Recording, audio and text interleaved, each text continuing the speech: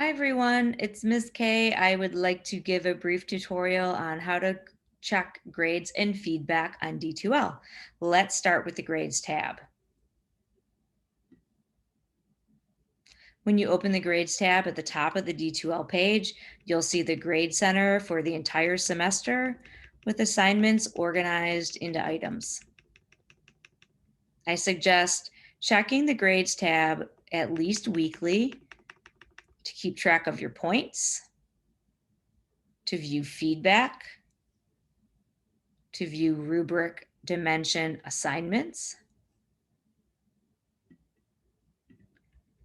You'll see here I have submitted a response paper for Sunset Boulevard. I've been given just general overall feedback on D2L, and when I want to dive deeply into my Turnitin.com originality report and my custom feedback, I click right here where it says View Turnitin Grademark.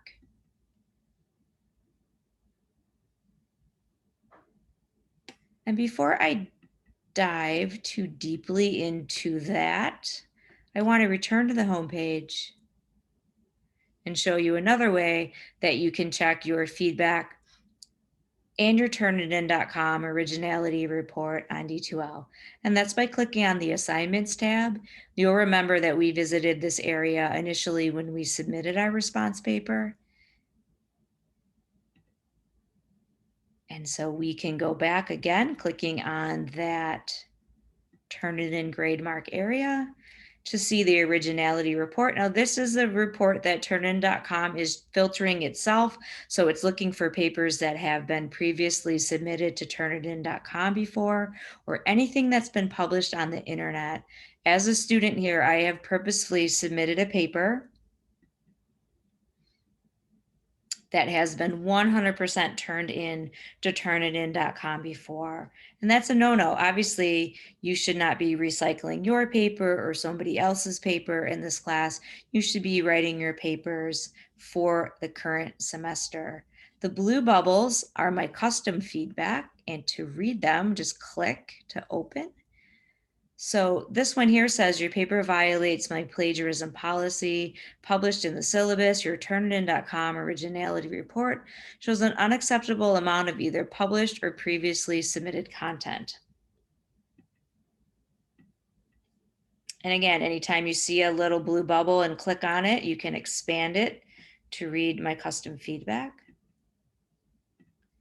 You'll notice these little purple bubbles. These are automatically enabled punctuation and grammatical corrections.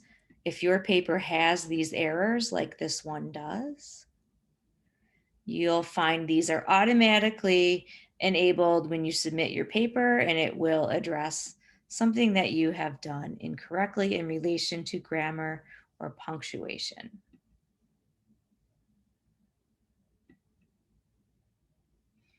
As an instructor, I spend a considerable amount of time grading, assessing, and creating custom feedback for your assignments.